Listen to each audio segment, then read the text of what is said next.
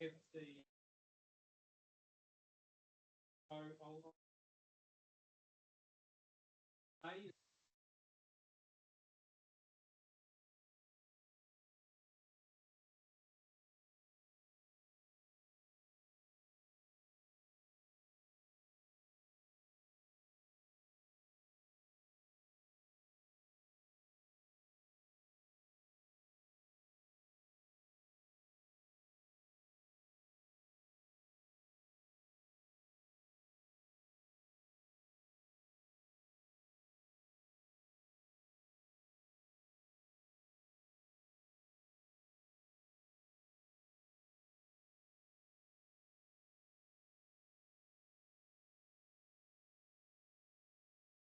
Sorry. E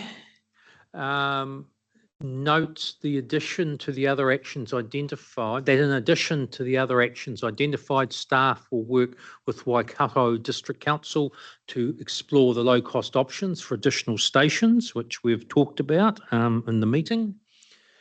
And then F, we're endorsing the Te HUIA Improvement Plan, commencement of this with progress to be reported at future meetings. So that's the same as the agenda.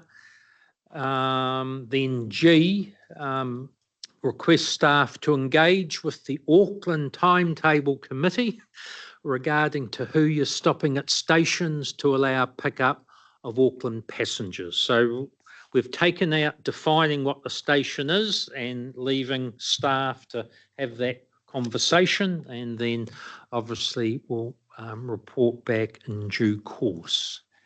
And that is all of the recommendations. Angela, are you moving? I'm sure Sarah's seconding.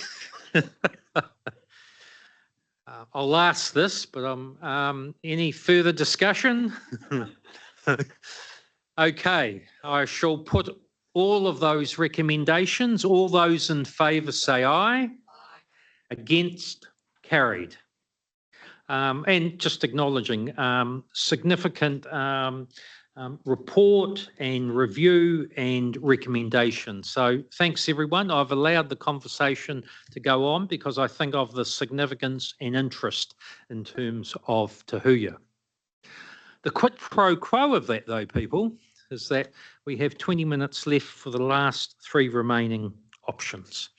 And just before we go off the Te HUIA item, we've had substantial discussion, debate and recommendations today, not looking at replicating that every meeting. Fine. Staff will be reporting back, but we've sort of got a whole lot of things on the deck and recommendations to move forward. So I just wanted to note that in passing. So we will now move to item 6.6, the bus network planning update. Catherine, welcome. Hi, good morning. Thank you. I'm conscious of time, so I will just kick off. But essentially, this paper was twofold. One was a 8-month summary of the Meteor service in its first 8 months of operation. The second being a decision for changes to the Eastern Connector service following our consultation that we undertook. So I won't go into too much detail for the Meteor, just because I think the conversation, because the decision is primarily should be on the Eastern Connector, but I hope you found it really insightful. I think it's undoubtedly done really well.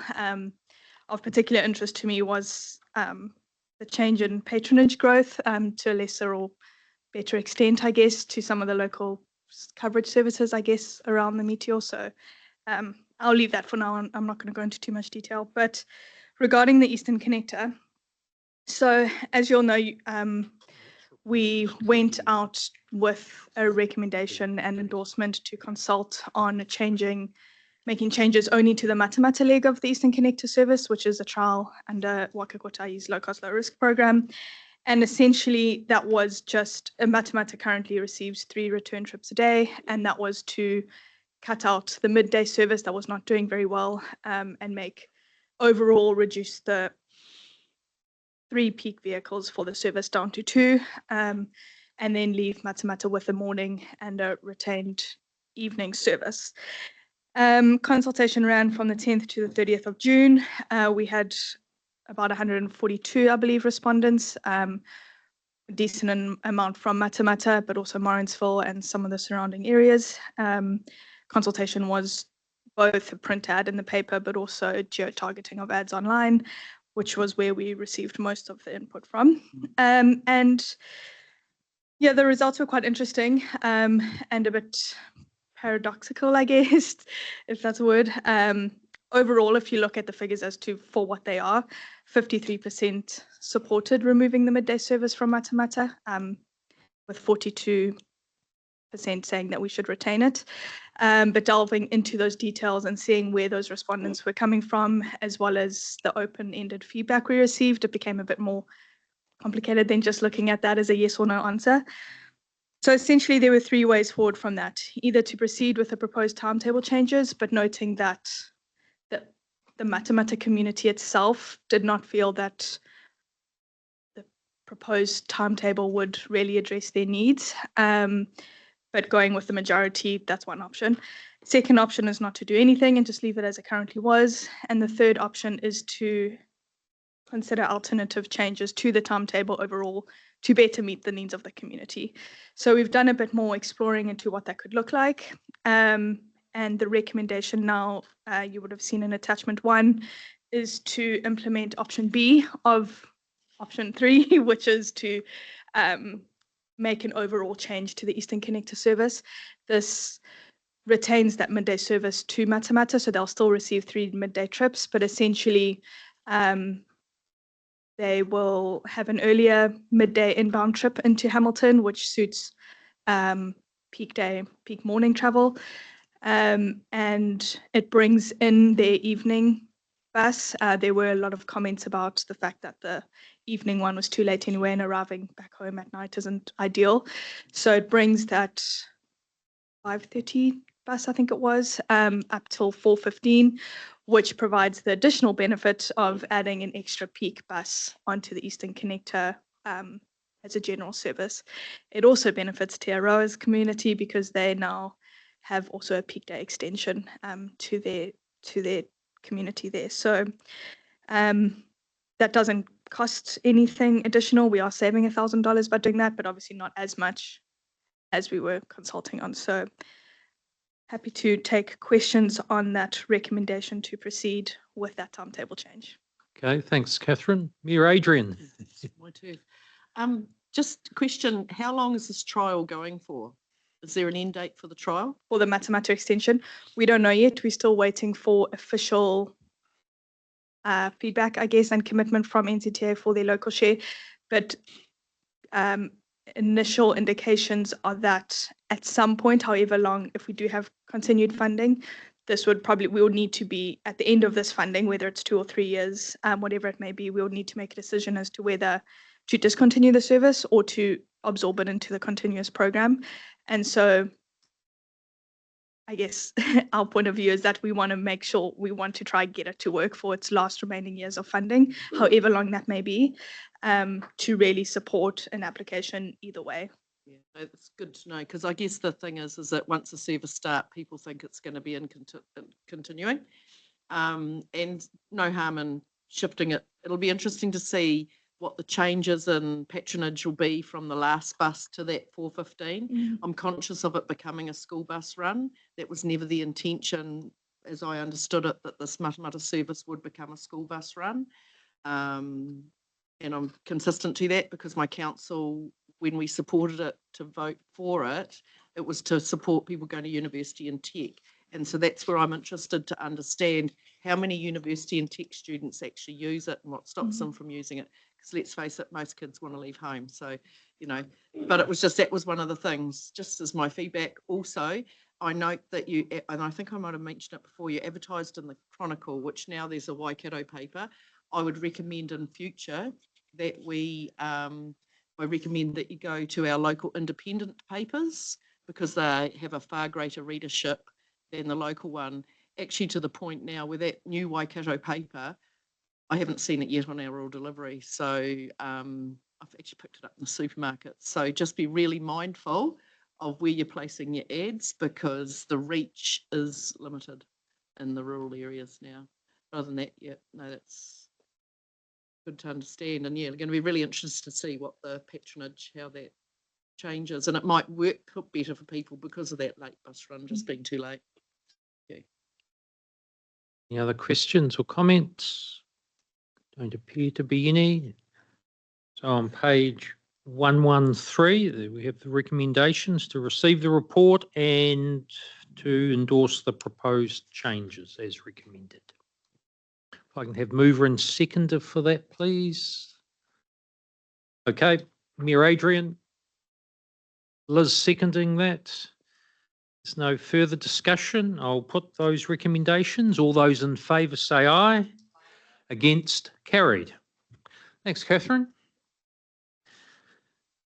Now we'll move to item 6.7, operations. Welcome, Vince. So you're doing 6.7 and 6.8, I understand.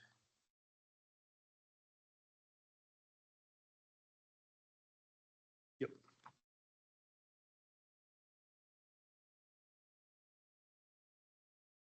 Good morning, Chair and committee members. So I'll be speaking to you today about the PT operation update report. So Chair, with your permissions, I would like to take the report as read, but I will just like to highlight a few things.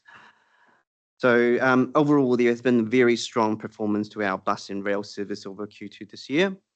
As you see from the report, there's been about 18% growth in terms of quarterly patronage growth, as well as the annual patronage. There have been positive trend all across the network and considerable growth in some areas such as North Waikato and Waipa in Q2 this year. Te HUIA patronage is also growing strongly, and some of the in-depth results are covered in James's report earlier. Overall, we are very pleased with the result thus far, and we are getting very close in reaching our peak bus patronage that was previously recorded prior to COVID. Also in the report, you will see that we have incorporated the bus user profile update, which shows the composition of our user for last financial year and by network areas as well. There were some intriguing results, especially the spread of users on various spread across the net regions, and notably like for Raglan, we have 70% of child user compared to Hamilton or North Waikato, which we have more sort of adult user, more than 50% of adult users. I'm also conscious that we haven't included the Te HUIA result in the user profile, and that will be added, and hopefully that will address the questions from Councillor Sarah today about the Supercocar users on Te HUIA. So I think that will be included in the user profile update. And just lastly, this report hasn't got the latest patron data in terms of the changes, in terms of the fare changes that was introduced from 1 July this year. This will be included in the next report in the Q3 patronage result as part of the next update. And the staff will provide a bit more analysis in terms of the, to show the effect of the fare changes on the network. And so, yeah, happy to take the question. I think there's a lot of details and numbers in the report, but happy to take questions from the floor. Okay, thanks, Vince. Any questions? Liz. Thank you for your report. Actually, it's always really good to see how public transport across the region is doing. The chocolate fish has to go to Waipa, right? 27% increase, which is actually really pleasing to see. I'm just a little bit concerned about the early morning and late night. And I watch these buses actually from where I live. And I can see that they are, you mentioned in the report, sometimes only 5 people. And I can see that. So how do we market this to our residents that these services are up and running? Because I think that there's still a lack of, awareness of those particular services now, the extensions on either side. So I kind of feel we need just to continue plugging away at marketing those extra services. But look, thank you. the double deckers, when we see them, will be absolutely brilliant as well. And I know that, we just need to keep raising the awareness. That's probably the biggest thing for me. Okay. Thanks, Liz. Any other questions or comments? Maxine? Thank you. It'll be really short. I note on page 176, and this committee's been involved in the discussion with regard to the bus backs and the give way to the bus notification. 6 is a good start. What are we doing to be able to progress that further so that it gets across the whole fleet? Bill, always.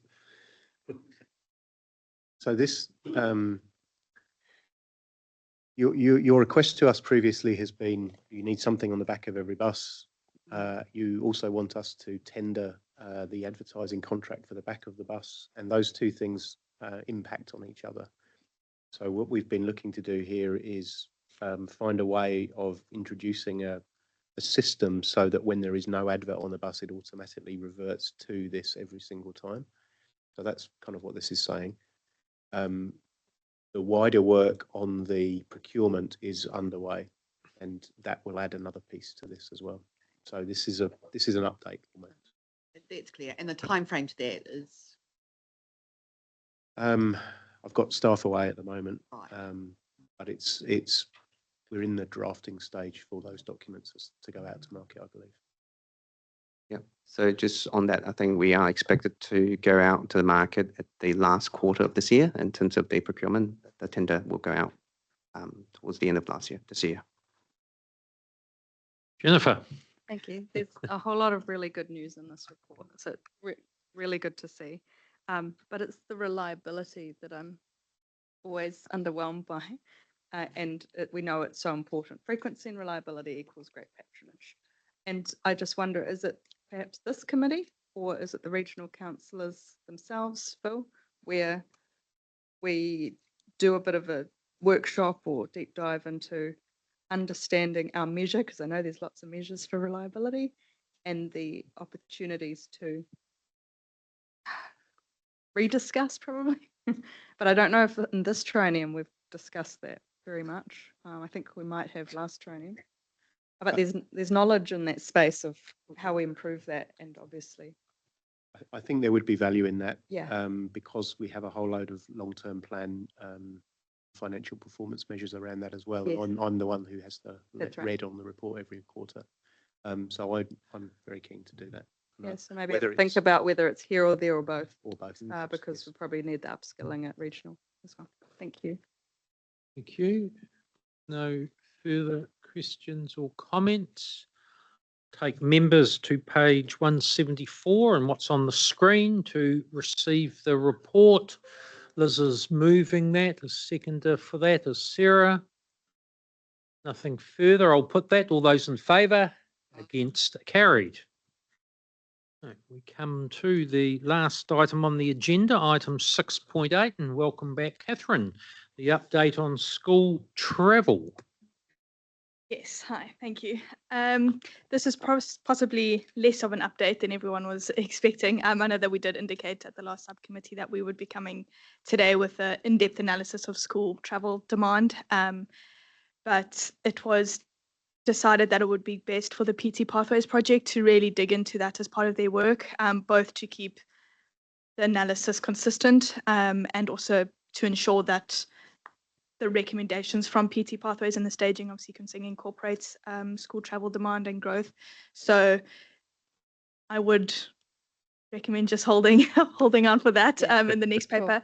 But we have included a summary of things that we have done in response to some school travel issues this year to date.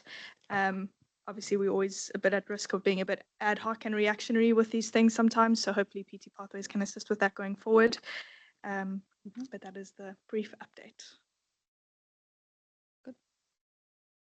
Hey, any questions or comments? Liz? Yeah, look, I'm happy to wait for the next report. I was quite interested to see where Te Amutu was at, because you've addressed Cambridge, which is great, but yeah, I just know how many kids are heading out of Te Awamutu, and how many buses are heading into the city. So yeah, look forward to the next report. Thank you. Angela. Very briefly, yeah, thank you for your work on this. I spoke to the principal at Fairfield Intermediate, and they're very grateful for the work that was done around the safety of these students waiting for long periods of time for the bus. So yeah, thank you very much.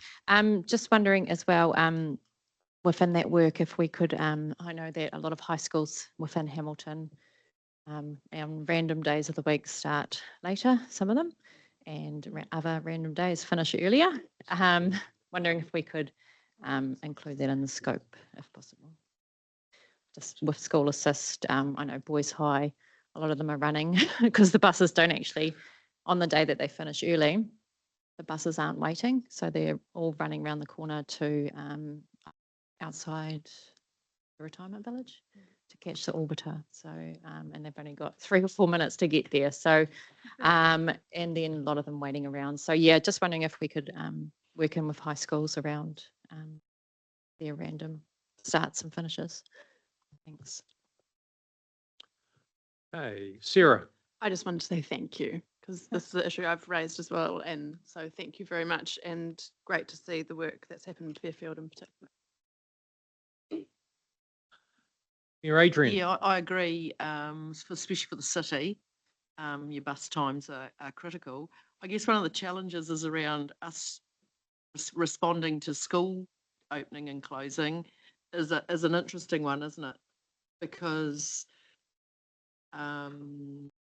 yeah, like it is what it is, but what's the scope will be really interesting to see whether it can pick up anything on that because of that inconsistency or consistency. I guess I'm still challenged by the MOE and their motives around the schools, and some of these schools are getting quite large in the city, and where out of zone students, and there has to, there's people are free to have choice, but when you've got out of zone students coming into the city, when the capacity is being reached, I sort of feel that the city kids as day students should be the priority for the MOE.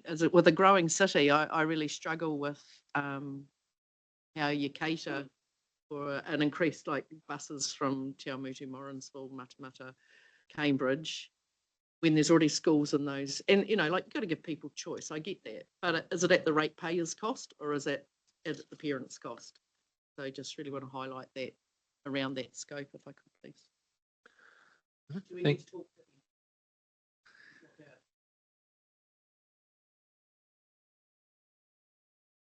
Do you want to comment on that? Sure.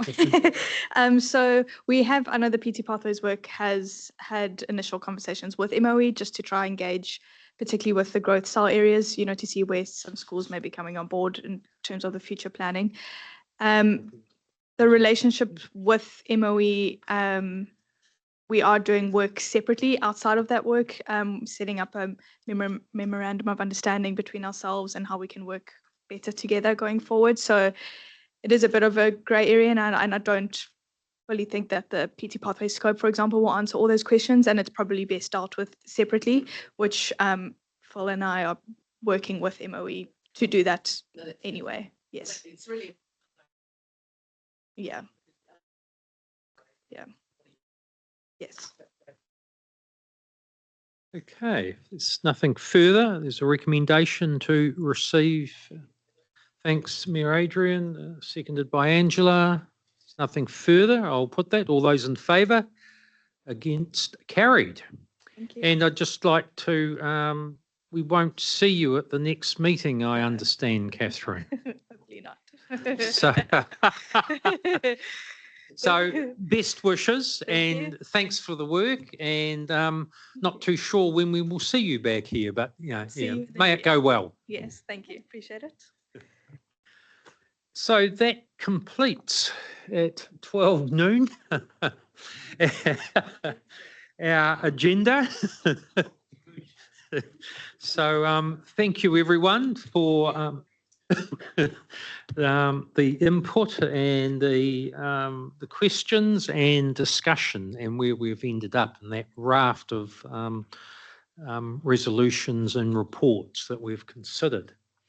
Therefore, We will then have the workshop at 12:30 back in here, and there is lunch out through the double doors. So on that note, thanks very much. Have a great weekend, and I'll hand over to Phil in terms of our closing karakia. Yes, thanks, Bill. Thanks, everyone. Unahia, unahia, unahia mai te uru tapu nui, kia wātia, kia mama, te nākau, te tinana, te hinenaro. I te ara takatu, koira e rongo, e whakairea ake ki runga, kia tina, umie, huie, tākie. Meeting's closed. Thank you. Thanks, Jordan.